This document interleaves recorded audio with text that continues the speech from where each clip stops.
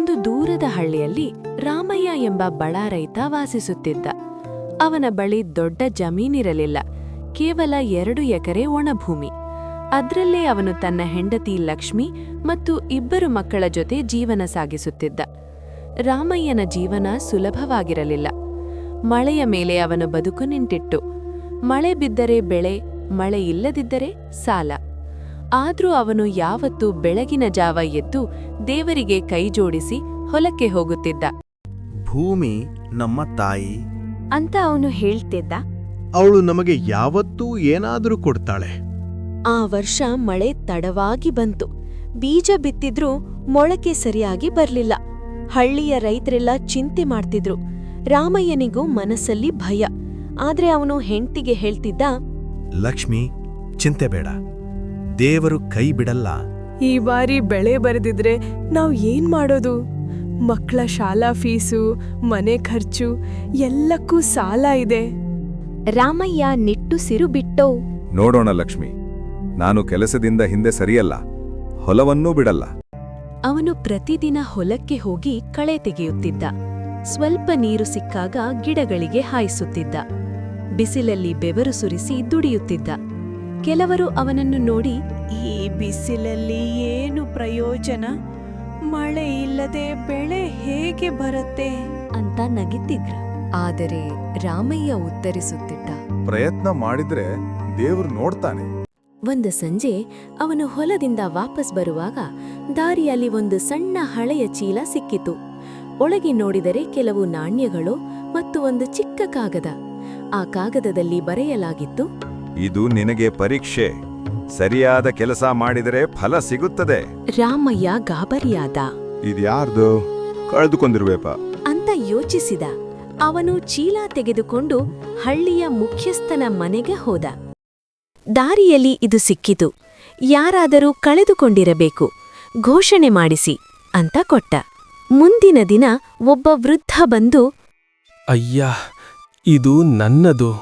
ನನ್ನ ಔಷಧಕ್ಕೆ ಹಣ ಇತ್ತು, ಕಳೆದುಕೊಂಡು ತುಂಬ ಕಷ್ಟಪಟ್ಟೆ ಅಂತ ಕಣ್ಣೀರಿಟ್ಟು ಹೇಳಿದ. ರಾಮಯ್ಯನ ಮನಸ್ಸು ತುಂಬ ಸಂತೋಷ ಆಯಿತು. ವೃದ್ಧ ಅವನ ಕೈಗೆ ಆ ಚೀಲ ಕೊಟ್ಟು, ನೀನೇ ಇಟ್ಕೋ, ನಿನ್ನ ಪ್ರಾಮಾಣಿಕತೆಗೆ ದೇವರು ನಿನಗೆ ಕೊಡ್ತಾನೆ ಅಂತ ಹೇಳಿದ. ಆದರೆ ರಾಮಯ್ಯ ಕೈ ಜೋಡಿಸಿದ. ಇಲ್ಲ ಅಯ್ಯ, ಇದು ನಿಮ್ಮದು, ನನಗೆ ಬೇಡ. ನಿಮ್ಮ ಆರೋಗ್ಯವೇ ನನಗೆ ಆಶೀರ್ವಾದ ಅಂತ ಹೇಳಿ ಹಣ ಮರಳಿಸಿದ. ವೃದ್ಧ ಕಣ್ಣೀರು ಹಾಕುತ್ತಾ ಅಂತ ಆಶೀರ್ವದಿಸಿದ. ಕೆಲವೇ ದಿನಗಳಲ್ಲಿ ಆಕಾಶ ಕಪ್ಪಾಯಿತು, ಗಾಳಿ ಬೀಸಿತು. ಹಳ್ಳಿಯ ಜನರೆಲ್ಲ ಆಶ್ಚರ್ಯದಿಂದ ನೋಡಿದ್ರು. ನಂತರ ಜೋರಾಗಿ ಮಳೆ ಸುರಿಯತೊಡಗಿತು. ತಿಂಗಳಗಟ್ಟಲೆ ಬರಗಾಲ ಕಂಡ ಭೂಮಿ ನೀರು ಕುಡಿದು ತಂಪಾಯಿತು. ರಾಮಯ್ಯ ಹೊಲಕ್ಕೆ ಓಡಿದ. ಗಿಡಗಳು ಹೊಸ ಜೀವ ಪಡೆದಂತೆ ನಿಂತಿದ್ದವು. ಅವನ ಕಣ್ಣಲ್ಲಿ ನೀರು. ಧನ್ಯವಾದ ಬೇವರೇ ಅಂತ ಅವನು ನೆಲಕ್ಕೆ ಕೈ ಮುಟ್ಟಿದ. ಮುಂದಿನ ವಾರಗಳಲ್ಲಿ ಬೆಳೆ ಚೆನ್ನಾಗಿ ಬೆಳೆದಿತು. ಜೋಳ, ತೊಗರಿ ಮತ್ತು ಸ್ವಲ್ಪ ತರಕಾರಿ. ಹಳ್ಳಿಯಲ್ಲೇ ರಾಮಯ್ಯನ ಹೊಲವೇ ಹಸಿರಾಗಿ ಕಾಣುತ್ತಿತ್ತು. ಕೊಯ್ಲಿನ ಸಮಯ ಬಂದಾಗ ಅವನ ಹೊಲದಲ್ಲಿ ಉತ್ತಮ ಬೆಳೆಯಾಯಿತು. ಅವನು ಮಾರಾಟ ಮಾಡಿ ತನ್ನ ಸಾಲದ ಬಹುಪಾಲು ತೀರಿಸಿದ. ಮಕ್ಕಳ ಶಾಲಾ ಫೀಸ್ ಕಟ್ಟಿದ. ಮನೆಗೆ ಸ್ವಲ್ಪ ಹೊಸ ಬಟ್ಟೆ ಕೂಡ ತಂದ. ಲಕ್ಷ್ಮಿ ಖುಷಿಯಿಂದ ಹೇಳಿದಳು, ನಿನ್ನ ನಂಬಿಕೆ ನಮ್ಮನ್ನು ಉಳಿಸ್ತು ರಾಮಯ್ಯ.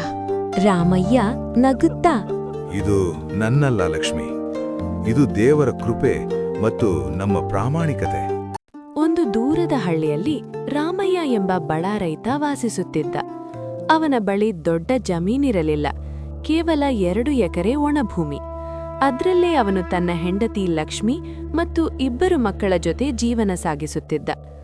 ರಾಮಯ್ಯನ ಜೀವನ ಸುಲಭವಾಗಿರಲಿಲ್ಲ. ಮಳೆಯ ಮೇಲೆ ಅವನ ಬದುಕು ನಿಂತಿತ್ತು. ಮಳೆ ಬಿದ್ದರೆ ಬೆಳೆ, ಮಳೆ ಇಲ್ಲದಿದ್ದರೆ ಸಾಲ. ಆದ್ರೂ ಅವನು ಯಾವತ್ತೂ ಬೆಳಗಿನ ಜಾವ ಎದ್ದು ದೇವರಿಗೆ ಕೈಜೋಡಿಸಿ ಹೊಲಕ್ಕೆ ಹೋಗುತ್ತಿದ್ದ. ಭೂಮಿ ನಮ್ಮ ತಾಯಿ ಅಂತ ಅವನು ಹೇಳ್ತಿದ್ದ. ಅವಳು ನಮಗೆ ಯಾವತ್ತೂ ಏನಾದರೂ ಕೊಡ್ತಾಳೆ. ಆ ವರ್ಷ ಮಳೆ ತಡವಾಗಿ ಬಂತು. ಬೀಜ ಬಿತ್ತಿದ್ರೂ ಮೊಳಕೆ ಸರಿಯಾಗಿ ಬರ್ಲಿಲ್ಲ. ಹಳ್ಳಿಯ ರೈತರೆಲ್ಲ ಚಿಂತೆ ಮಾಡ್ತಿದ್ರು. ರಾಮಯ್ಯನಿಗೂ ಮನಸ್ಸಲ್ಲಿ ಭಯ. ಆದ್ರೆ ಅವನು ಹೆಂಡ್ತಿಗೆ ಹೇಳ್ತಿದ್ದ, ಲಕ್ಷ್ಮಿ, ಚಿಂತೆ ಬೇಡ, ದೇವರು ಕೈ ಬಿಡಲ್ಲ. ಈ ಬಾರಿ ಬೆಳೆ ಬರೆದಿದ್ರೆ ನಾವ್ ಏನ್ ಮಾಡೋದು? ಮಕ್ಕಳ ಶಾಲಾ ಫೀಸು, ಮನೆ ಖರ್ಚು ಎಲ್ಲಕ್ಕೂ ಸಾಲ ಇದೆ. ರಾಮಯ್ಯ ನಿಟ್ಟುಸಿರು ಬಿಟ್ಟೋ. ನೋಡೋಣ ಲಕ್ಷ್ಮಿ, ನಾನು ಕೆಲಸದಿಂದ ಹಿಂದೆ ಸರಿಯಲ್ಲ, ಹೊಲವನ್ನೂ ಬಿಡಲ್ಲ. ಅವನು ಪ್ರತಿದಿನ ಹೊಲಕ್ಕೆ ಹೋಗಿ ಕಳೆ ತೆಗೆಯುತ್ತಿದ್ದ. ಸ್ವಲ್ಪ ನೀರು ಸಿಕ್ಕಾಗ ಗಿಡಗಳಿಗೆ ಹಾಯಿಸುತ್ತಿದ್ದ. ಬಿಸಿಲಲ್ಲಿ ಬೆವರು ಸುರಿಸಿ ದುಡಿಯುತ್ತಿದ್ದ. ಕೆಲವರು ಅವನನ್ನು ನೋಡಿ, ಈ ಬಿಸಿಲಲ್ಲಿ ಏನು ಪ್ರಯೋಜನ? ಮಳೆ ಇಲ್ಲದೆ ಬೆಳೆ ಹೇಗೆ ಬರುತ್ತೆ ಅಂತ ನಗಿತ್ತಿದ್ರು. ಆದರೆ ರಾಮಯ್ಯ ಉತ್ತರಿಸುತ್ತಿದ್ದ, ಪ್ರಯತ್ನ ಮಾಡಿದ್ರೆ ದೇವ್ರು ನೋಡ್ತಾನೆ. ಒಂದು ಸಂಜೆ ಅವನು ಹೊಲದಿಂದ ವಾಪಸ್ ಬರುವಾಗ ದಾರಿಯಲ್ಲಿ ಒಂದು ಸಣ್ಣ ಹಳೆಯ ಚೀಲ ಸಿಕ್ಕಿತು. ಒಳಗೆ ನೋಡಿದರೆ ಕೆಲವು ನಾಣ್ಯಗಳು ಮತ್ತು ಒಂದು ಚಿಕ್ಕ ಕಾಗದ. ಆ ಕಾಗದದಲ್ಲಿ ಬರೆಯಲಾಗಿತ್ತು, ಇದು ನಿನಗೆ ಪರೀಕ್ಷೆ. ಸರಿಯಾದ ಕೆಲಸ ಮಾಡಿದರೆ ಫಲ ಸಿಗುತ್ತದೆ. ರಾಮಯ್ಯ ಗಾಬರಿಯಾದ. ಇದ್ಯಾರ್ದು? ಕಳೆದುಕೊಂಡಿರ್ಬೇಪ ಅಂತ ಯೋಚಿಸಿದ. ಅವನು ಚೀಲ ತೆಗೆದುಕೊಂಡು ಹಳ್ಳಿಯ ಮುಖ್ಯಸ್ಥನ ಮನೆಗೆ ಹೋದ. ದಾರಿಯಲ್ಲಿ ಇದು ಸಿಕ್ಕಿತು. ಯಾರಾದರೂ ಕಳೆದುಕೊಂಡಿರಬೇಕು, ಘೋಷಣೆ ಮಾಡಿಸಿ ಅಂತ ಕೊಟ್ಟ. ಮುಂದಿನ ದಿನ ಒಬ್ಬ ವೃದ್ಧ ಬಂದು, ಅಯ್ಯ, ಇದು ನನ್ನದು. ನನ್ನ ಔಷಧಕ್ಕೆ ಹಣ ಇತ್ತು, ಕಳೆದುಕೊಂಡು ತುಂಬ ಕಷ್ಟಪಟ್ಟೆ ಅಂತ ಕಣ್ಣೀರಿಟ್ಟು ಹೇಳಿದ. ರಾಮಯ್ಯನ ಮನಸ್ಸು ತುಂಬ ಸಂತೋಷ ಆಯಿತು. ವೃದ್ಧ ಅವನ ಕೈಗೆ ಆ ಚೀಲ ಕೊಟ್ಟು, ನೀನೇ ಇಟ್ಕೋ, ನಿನ್ನ ಪ್ರಾಮಾಣಿಕತೆಗೆ ದೇವರು ನಿನಗೆ ಕೊಡ್ತಾನೆ ಅಂತ ಹೇಳಿದ. ಆದರೆ ರಾಮಯ್ಯ ಕೈ ಜೋಡಿಸಿದ. ಇಲ್ಲ ಅಯ್ಯ, ಇದು ನಿಮ್ಮದು, ನನಗೆ ಬೇಡ. ನಿಮ್ಮ ಆರೋಗ್ಯವೇ ನನಗೆ ಆಶೀರ್ವಾದ ಅಂತ ಹೇಳಿ ಹಣ ಮರಳಿಸಿದ. ವೃದ್ಧ ಕಣ್ಣೀರು ಹಾಕುತ್ತಾ ಅಂತ ಆಶೀರ್ವದಿಸಿದ. ಕೆಲವೇ ದಿನಗಳಲ್ಲಿ ಆಕಾಶ ಕಪ್ಪಾಯಿತು, ಗಾಳಿ ಬೀಸಿತು. ಹಳ್ಳಿಯ ಜನರೆಲ್ಲ ಆಶ್ಚರ್ಯದಿಂದ ನೋಡಿದ್ರು. ನಂತರ ಜೋರಾಗಿ ಮಳೆ ಸುರಿಯತೊಡಗಿತು.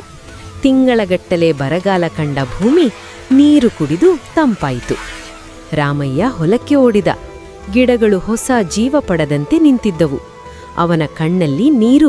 ಧನ್ಯವಾದ ಬೇವರೇ ಅಂತ ಅವನು ನೆಲಕ್ಕೆ ಕೈ ಮುಟ್ಟಿದ. ಮುಂದಿನ ವಾರಗಳಲ್ಲಿ ಬೆಳೆ ಚೆನ್ನಾಗಿ ಬೆಳೆದಿತು.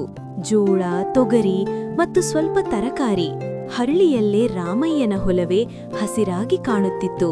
ಕೊಯ್ಲಿನ ಸಮಯ ಬಂದಾಗ ಅವನ ಹೊಲದಲ್ಲಿ ಉತ್ತಮ ಬೆಳೆಯಾಯಿತು. ಅವನು ಮಾರಾಟ ಮಾಡಿ ತನ್ನ ಸಾಲದ ಬಹುಪಾಲು ತೀರಿಸಿದ. ಮಕ್ಕಳ ಶಾಲಾ ಫೀಸ್ ಕಟ್ಟಿದ.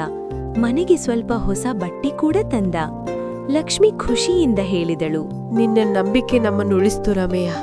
ರಾಮಯ್ಯ ನಗುತ್ತಾ, ಇದು ನನ್ನಲ್ಲ ಲಕ್ಷ್ಮಿ, ಇದು ದೇವರ ಕೃಪೆ ಮತ್ತು ನಮ್ಮ ಪ್ರಾಮಾಣಿಕತೆ.